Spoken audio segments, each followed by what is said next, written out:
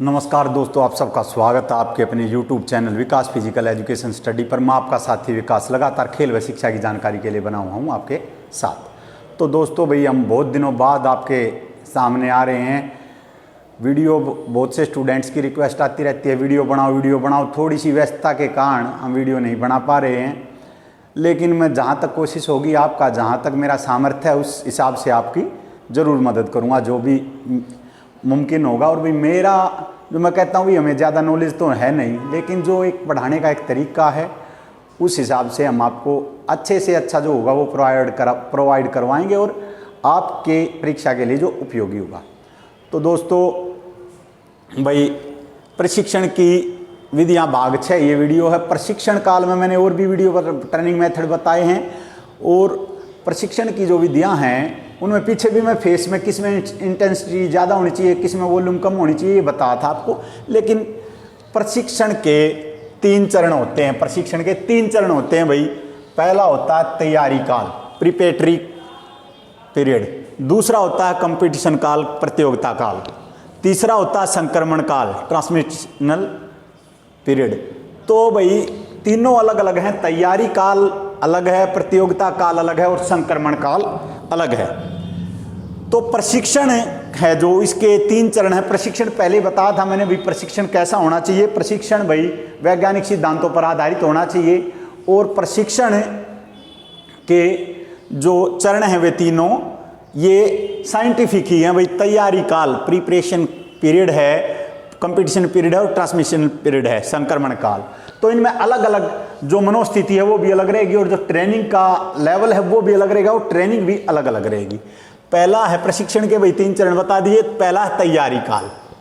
तैयारी काल की इस अवधि को 3 भागों में विभाजित किया गया है। जो तैयारी काल है उसके 3 फेस हैं भाई। जो शुरू में नौसिखिया है या कोई और भी प्लेयर तैयारी करता है उसके 3 चरण हैं। फेस 1 PP1 में, इसमें सामान्य मोटर क्षमता में सुधार किया जाता है, जैसे basic endurance, general endurance, flexibility. भाई पहले फिटनेस पर ध्यान दिया जाता है भाई। बेसिक इंडोरेंस है, पावर है, फ्लेक्सिबिलिटी है, जनरल इंडोरेंस है, और भाई इन पर काम किया जाता है। कोई भी गेम करने से भी पहले, कोई भी हम गेम करते हैं उससे पहले उसके बेसिक सीखना और ज़रूरी है। और जो फिजिकल फिटनेस के कंपोनेंट्स हैं वे भी आपके अंदर, जितना आपकी फिजिकल फिटनेस का स्तर अच्छा होगा उतना ही आपका जो गेम है उसमें प्रदर्शन बढ़ जाएगा। तो फेस 1 है जो तैयारी काल का, इसमें सामान्य मोटर क्षमता में सुधार किया जाता है, जैसे बेसिक इंडोरेंस, भाई जर्नल इंडोरेंस और फ्लेक्सिबिलिटी। जर्नल इंडोरेंस और फ्लेक्सिबिलिटी ये इसमें, और भाई फ्लेक्सिबिलिटी है, पावर है, जर्नल इंडोरेंस है, और ये चीज़ें जो फिटनेस के लिए ज़रूरी हैं उनमें सुधार किया जाता है। उसी के बाद फिर फेस 2 में, PP2 में, इसमें उन कारकों को विकसित किया जाता है जो खेल प्रदर्शन से जुड़े होते हैं, जैसे भाई टेक्निक हैं, और जो गेम से रिलेटेड, स्पेसिफिक गेम से रिलेटेड जो टेक्निक है उनसे। वॉल्यूम और इंटेंसिटी बढ़ जाती है, काम भी ज़्यादा समय तक रहता है और इंटेंसिटी उसका घनत्व भी ज़्यादा रहता है, क्योंकि तैयारी काल में हमें ज़्यादा काम करना पड़ेगा। किसी चीज़ की प्रिपरेशन कर रहे हैं तो हमें ज़्यादा काम करना पड़ेगा। वॉल्यूम और इंटेंसिटी बढ़ जाती है, और टीम गेम में टीम की तैयारी शुरू की जाती है। भाई जो टीम गेम होता है उसमें पूरी टीम का ही वर्कलोड होता है, और इंटेंसिटी और वॉल्यूम ये पूछा जा सकता है भाई तैयारी काल में। क्वेश्चन कैसे आएगा भाई, प्रशिक्षण के कितने चरण हैं? प्रशिक्षण के 3 चरण हैं भाई। और इसका क्या भाई, जो पहले में बता दिया फेस 1 में basic endurance, general endurance, flexibility, power, ये सभी विकसित किए जाते हैं। दूसरा फेस 2 में उन कारकों को विकसित किया जाएगा जो खेल प्रदर्शन में सुधार करते हैं, और भाई वॉल्यूम और इंटेंसिटी काम भी बढ़ा देंगे और उसका घनत्व भी बढ़ा देंगे, और टीम गेम में टीम तैयारी शुरू की जाएगी। और यानी कि जो प्रिपरेशन काल है उसमें लंबा होता है, और उसमें जो एक प्लेयर को अपना माइंड सेट भी तैयारी के अनुसार ही रखना पड़ता है। फिर आ गया भी फेस 3। धीरे धीरे वॉल्यूम कम हो जाती है और तीव्रता बढ़ जाती है। वॉल्यूम कम और इंटेंसिटी बढ़ जाती है फेस 3 में।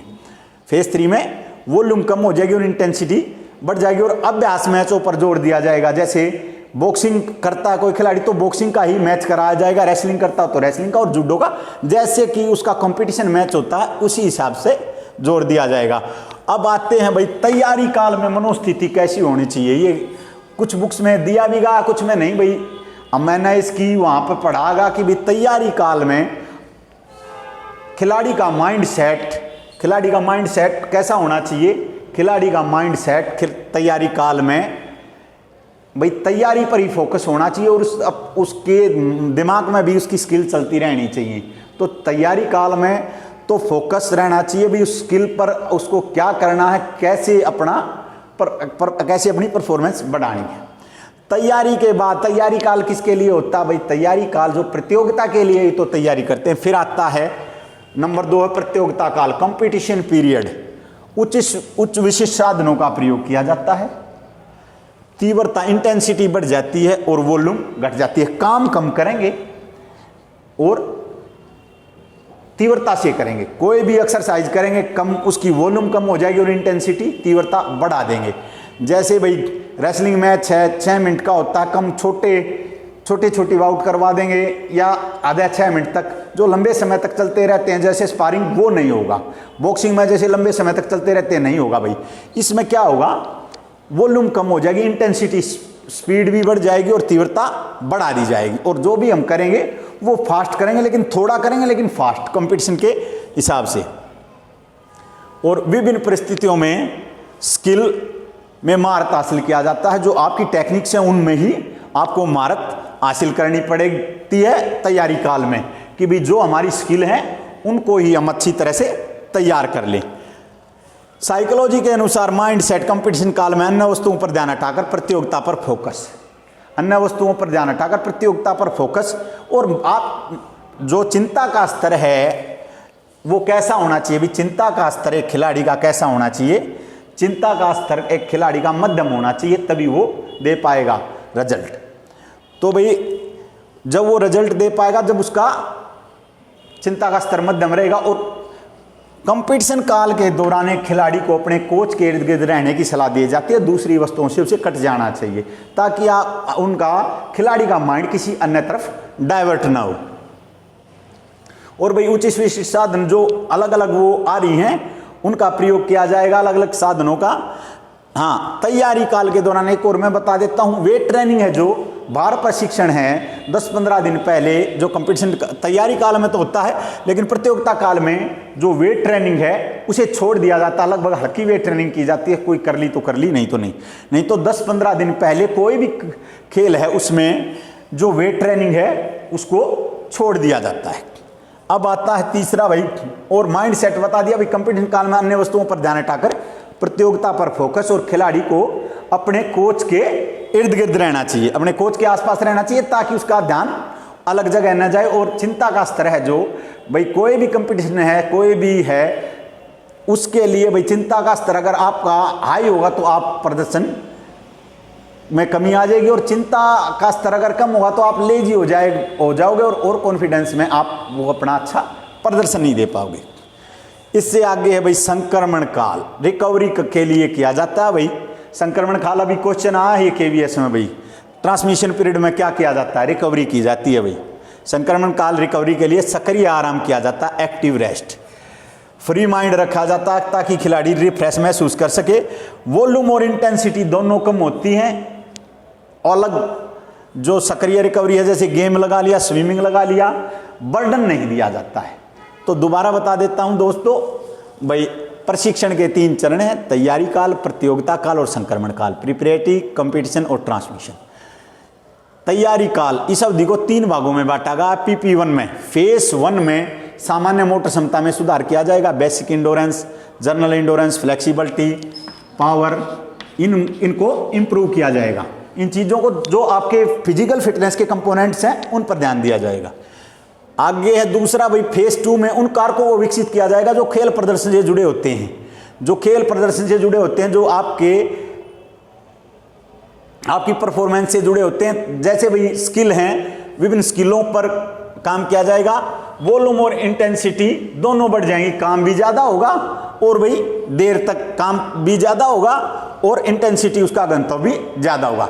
टीम गेम में टीम की तैयारी शुरू हो जाएगी। फेज 3 में धीरे धीरे वॉल्यूम कम हो जाती है जब खिलाड़ी महारत हासिल कर लेता है स्किल्स में, और भाई उसमें फिर उसके बाद तैयारी काल में तो वो जो फेज 2 में तो ज़्यादा रहेगा वॉल्यूम भी और इंटेंसिटी, और जो फेज 3 है उसमें वॉल्यूम कम हो जाएगी और तीव्रता बढ़ जाएगी और अभ्यास मैचों पर जोर दिया जाएगा। जैसे पहले तो भाई प्रैक्टिस में तो क्या होगा, प्रैक्टिस में तो जो गलती करेगा उसको रोक के बताना पड़ेगा, लेकिन फिर हो जाएगी ट्रेनिंग शुरू। ट्रेनिंग में वॉल्यूम कम हो जाएगी और तीव्रता बढ़ जाएगी अभ्यास मैचों पर, फिर रोका नहीं जाएगा। जो कंपटीशन में आपके का जो गेम है उसी पर जोर दिया जाएगा। भाई माइंड सेट, तैयारी काल में माइंड सेट ऐसा होना चाहिए खिलाड़ी का, उसमें स्किल ही चलती रहे कि उसकी भाई उसके क्या करना अपने गेम के लिए, ऐसे ही उसका दिमाग सेट रहना चाहिए भाई उसको तैयारी कैसे करनी है और आगे जाना है। दूसरा भी प्रतियोगिता काल, कंपटीशन काल में उच्च विशिष्ट साधनों का प्रयोग किया जाएगा, अन्य साधनों की भी मदद ली जाएगी। जैसे भाई सोना बाथ है, स्टीम बाथ है, विभिन्न खिलाड़ी और चीज़ हैं भाई जो उनकी, और एर्गोजेनिक एड्स हैं, और इन अलग अलग चीज़ों की मदद ली जाएगी। तीव्रता, इंटेंसिटी बढ़ जाती है भाई, तीव्रता बढ़ जाएगी और वॉल्यूम घट जाएगी। विभिन्न परिस्थितियों में स्किल में महारत हासिल किया जाता है कि भी विभिन्न जो आपकी गेम से रिलेटेड सिचुएशन है उन में रखकर आपको स्किल में महारत हासिल की जाए। आगे साइकोलॉजी के अनुसार माइंड सेट कंपटीशन काल में अन्य वस्तुओं पर ध्यान हटा दिया जाएगा और प्रतियोगिता पर फोकस और चिंता का स्तर मध्यम होना चाहिए, और एक खिलाड़ी को कोच के इर्द गिर्द रहना चाहिए कंपटीशन काल में और चीज़ों से कट जाना चाहिए। तीसरा भाई ट्रांसमिशन पीरियड है संक्रमण काल। संक्रमण काल में क्या है भाई, रिकवरी के लिए होता है सक्रिय आराम दिया जाता है, एक्टिव रेस्ट, फ्री माइंड रखा जाता है ताकि खिलाड़ी रिफ्रेश महसूस कर सके। वॉल्यूम और इंटेंसिटी दोनों कम हो जाएंगी। गेम है, स्विमिंग है, आदि साधनों का प्रयोग किया जाएगा। तो दोस्तों ये भी प्रशिक्षण के भाग 6 का जो वीडियो है, लगातार हम भाई अब आए हैं तो दोबारा लगातार धीरे धीरे हम आपके लिए जो वीडियो हैं भाई हमारी बाकी बायोमैकेनिक्स की हैं, डोपिंग की है, 1-2 गेम हैं, उन पर भी बनाएंगे और लगातार हमारे साथ जुड़े रहिए। जय हिंद, जय भारत।